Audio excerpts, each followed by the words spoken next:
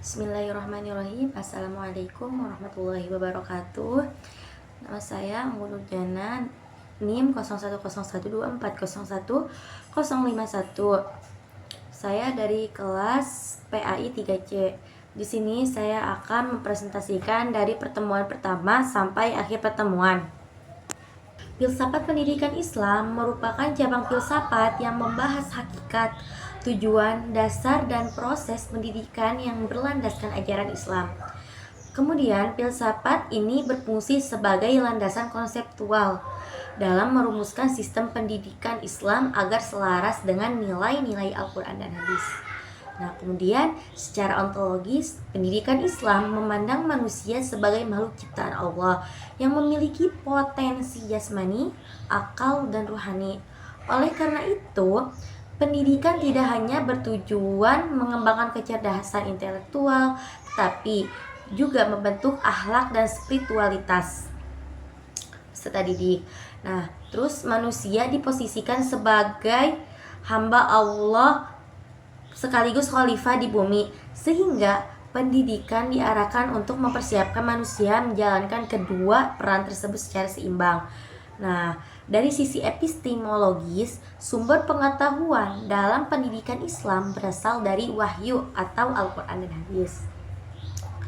Nah, akal serta pengalaman empiris.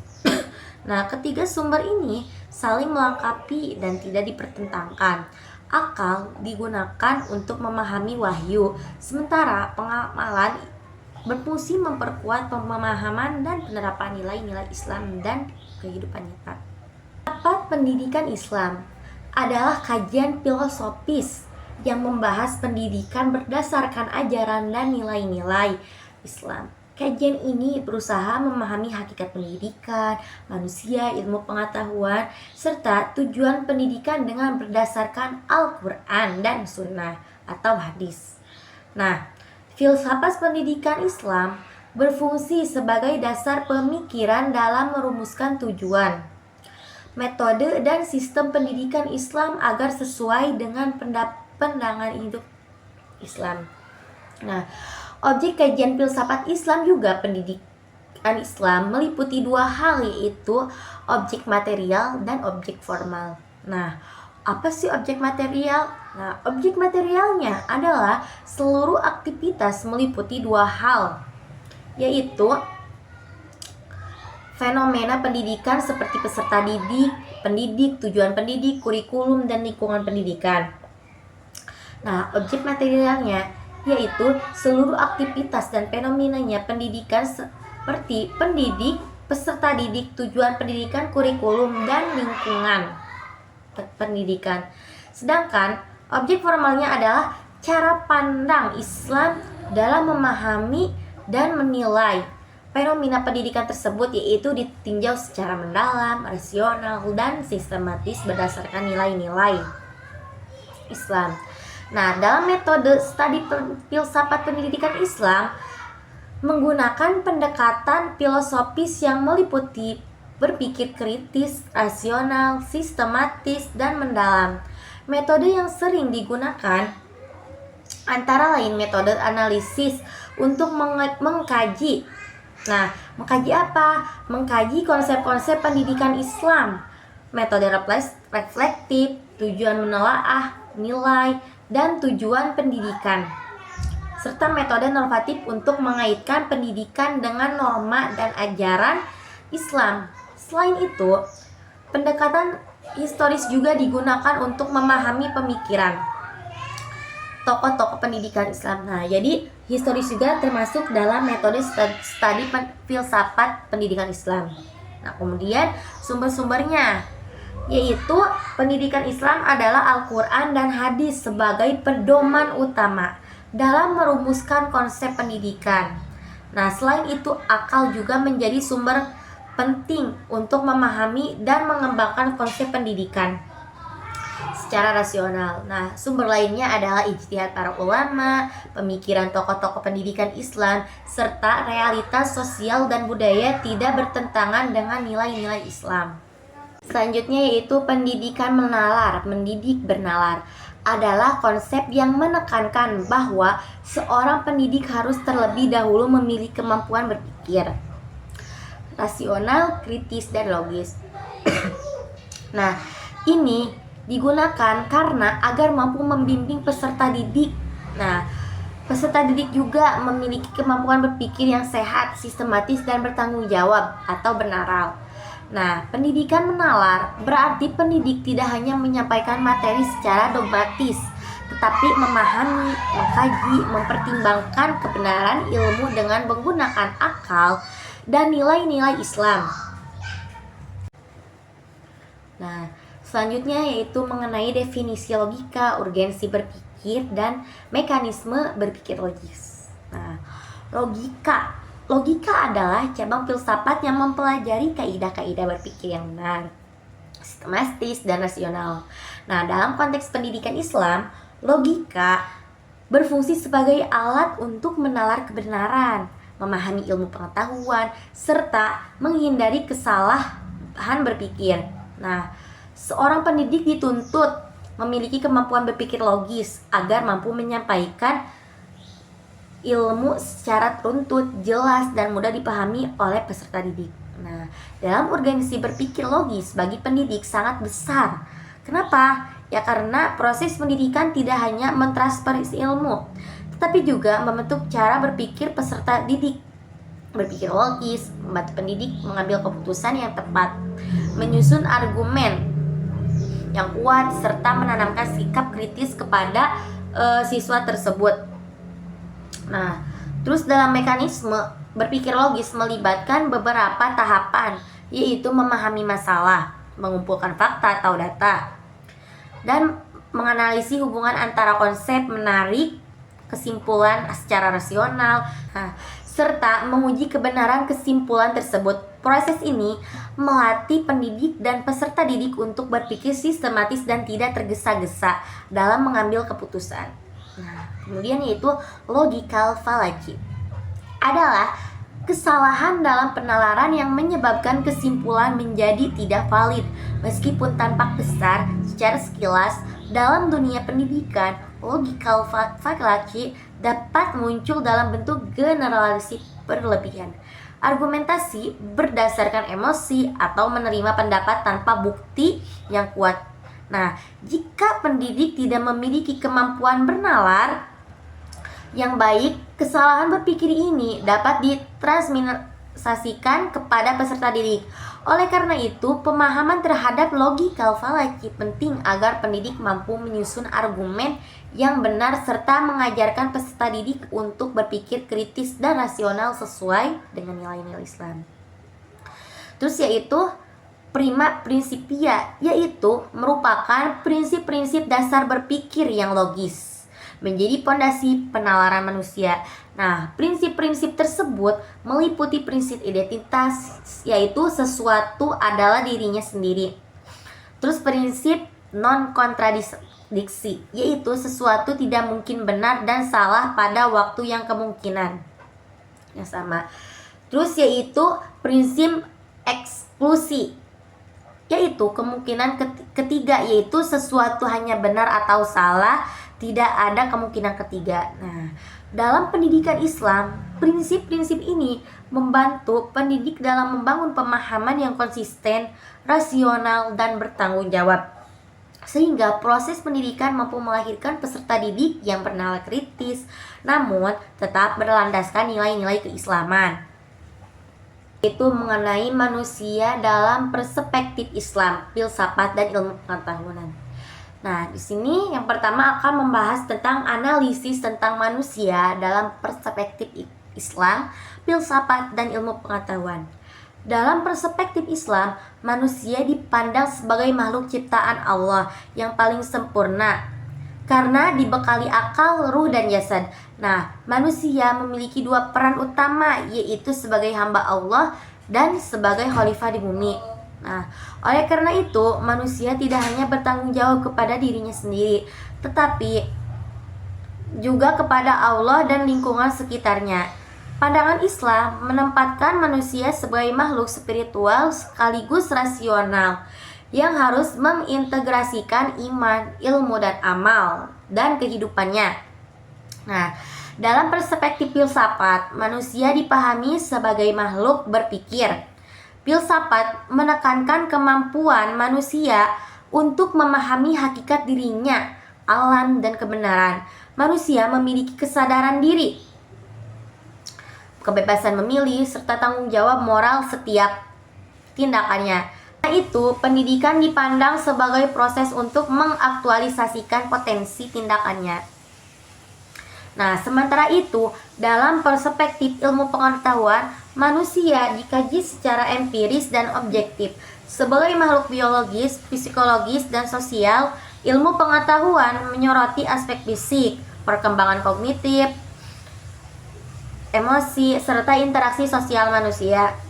Nah, pendekatan ini membantu memahami bagaimana manusia belajar, berkembang, dan beradaptasi dengan lingkungan di sekitarnya.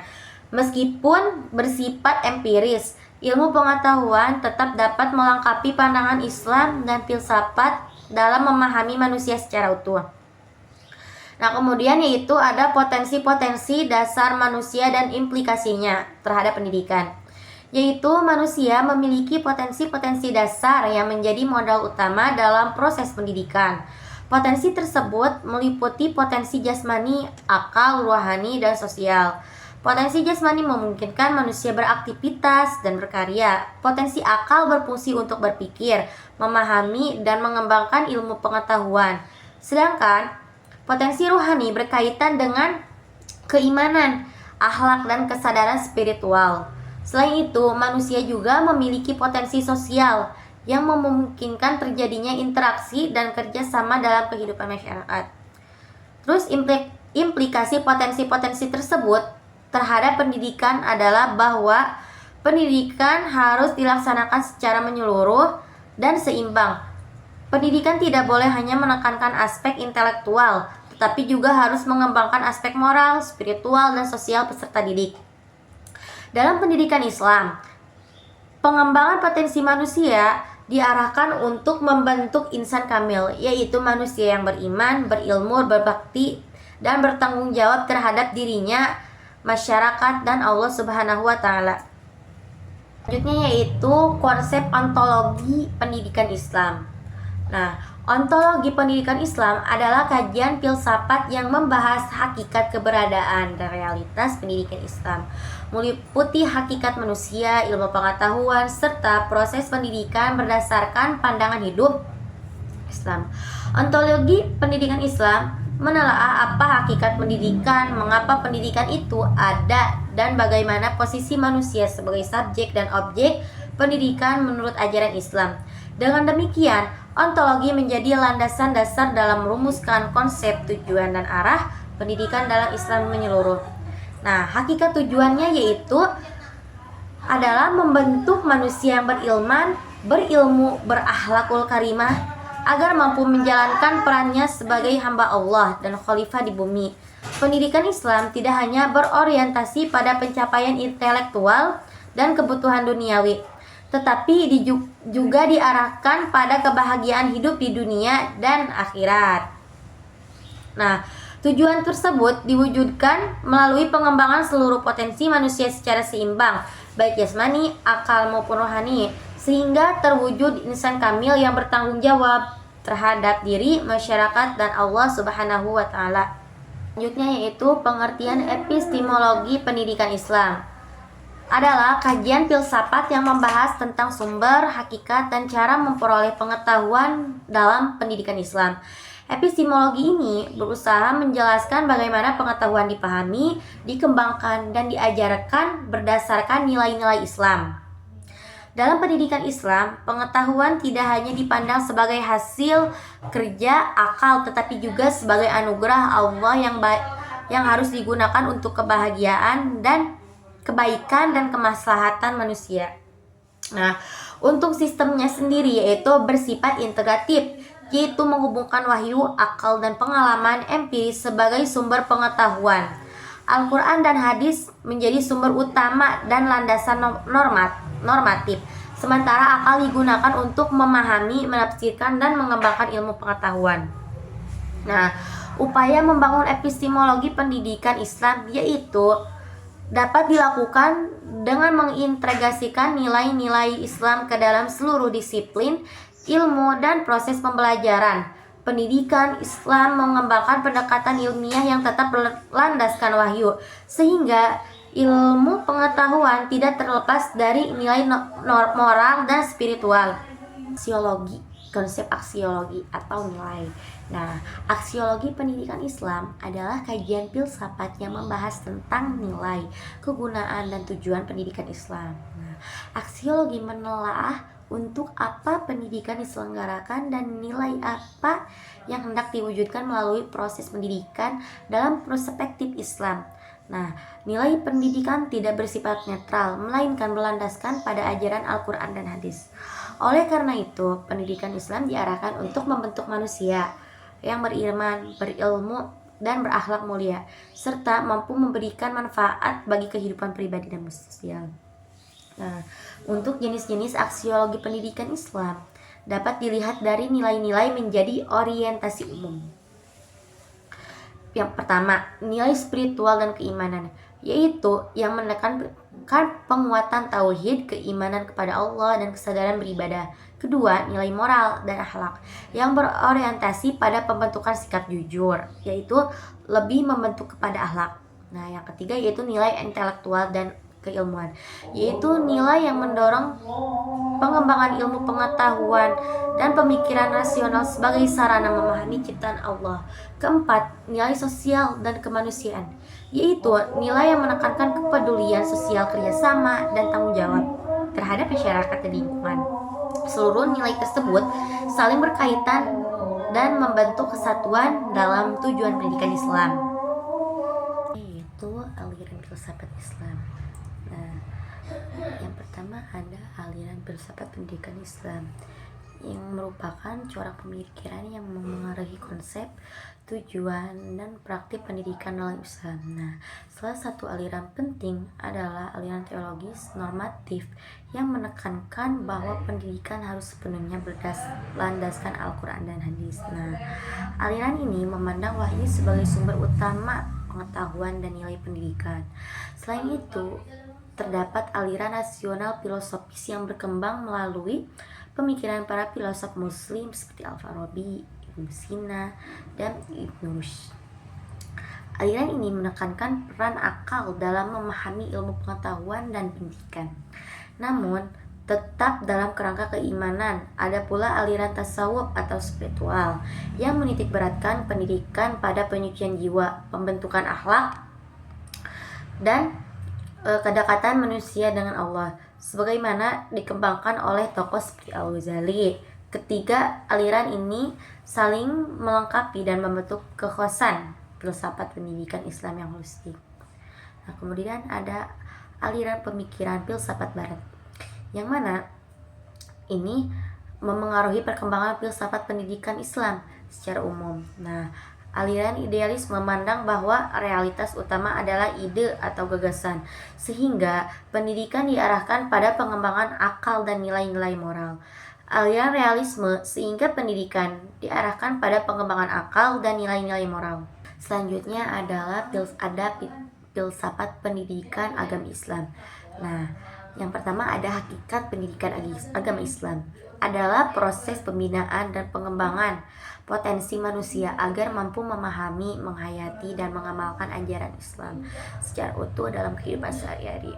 Nah, pendidikan agama Islam tidak hanya berorientasi pada penguasaan pengetahuan keagamaan, tetapi juga pada pembentukan keimanan, ketakwaan, dan akhlak mulia. Dalam perspektif filsafat pendidikan Islam, PAI dipahami sebagai sarana untuk membimbing manusia agar menjalani hidup sesuai dengan nilai-nilai tauhid atau ajaran Islam. Nah, tujuan dan fungsinya yaitu adalah membentuk peserta didik menjadi manusia yang beriman dan bertakwa Allah Subhanahu wa taala serta memiliki akhlak yang mulia. Pendidikan agama Islam juga bertujuan membekali peserta didik dengan pemahaman ajaran Islam agar mampu mengaplikasikan dalam kehidupan pribadi, sosial, dan masyarakat. Nah, adapun fungsi pendidikan agama Islam adalah sebagai sarana penanaman nilai-nilai keislaman, pembinaan moral dan spiritual, serta pengembangan sikap tanggung jawab dan toleransi dalam kehidupan bermasyarakat. Selain itu, PAI berfungsi sebagai pedoman hidup bagi peserta didik dalam menghadapi tantangan zaman tanpa meninggalkan nilai-nilai Islam. Selanjutnya yaitu ada filsafat pemikiran pendidikan Islam. Nah, yang pertama ada perkembangan pemikiran pendidikan Islam. Nah, perkembangan pemikiran pendidikan Islam tidak dapat dipisahkan dari perkembangan pemikiran Islam itu sendiri. Nah, pada awal mulanya Islam pendidikan berfokus pada penanaman akidah, pembinaan akhlak, dan pengajaran Al-Quran serta hadis. Pendidikan berfokus pada penanaman akidah. Nah, sederhana melalui masjid, rumah, dan majelis ilmu. Nah, seiring perkembangan peradaban Islam, pemikiran pendidikan mengalami kemajuan dengan munculnya lembaga-lembaga pendidikan seperti madrasah dan perguruan tinggi Islam, serta berkembangnya pemikiran tokoh-tokoh muslim seperti Al-Ghazali, Ibnu Sina, dan Ibnu Rushd atau Ibnu Khaldun. Nah, pemikiran mereka mengintegrasikan antara ilmu agama dan ilmu rasional, sehingga pendidikan Islam berkembang secara lebih sistematis dan ilmiah. Nah, selanjutnya yaitu pendidikan Islam antara teori dan praktik, yang mana antara teori dan praktik menunjukkan adanya hubungan yang erat antara konsep ideal pendidikan Islam dalam pelaksanaannya dalam kehidupan nyata. Nah, secara teoritis, pendidikan Islam memiliki landasan yang kuat berupa Al-Quran, hadis, dan pemikiran para ulama. Namun, dalam praktiknya, pendidikan Islam sering menghadapi berbagai tantangan seperti perubahan sosial, perkembangan ilmu pengetahuan, dan tuntunan zaman modern. Oleh karena itu, diperlukan upaya untuk menjembatani teori dan praktik agar nilai-nilai ideal pendidikan Islam dapat diwujudkan secara nyata melalui kurikulum, metode pembelajaran, dan keteladanan pendidik dalam kehidupan sehari-hari. Selanjutnya yaitu problematika pendidikan di masa kini.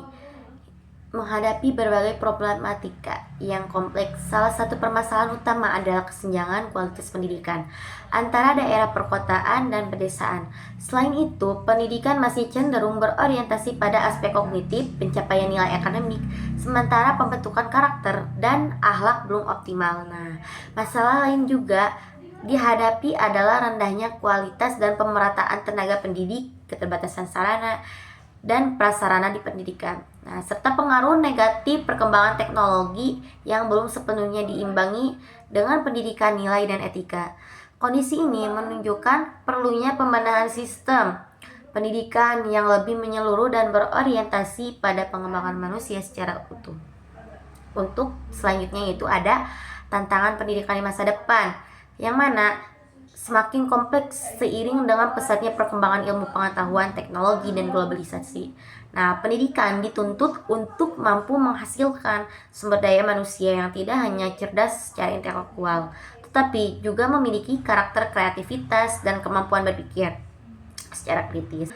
Tantangan lainnya adalah integrasi teknologi digital dalam pembelajaran tanpa menghilangkan nilai-nilai kemanusiaan dan keislaman.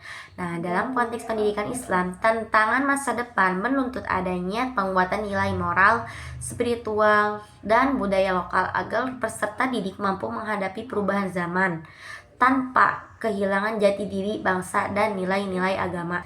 Mungkin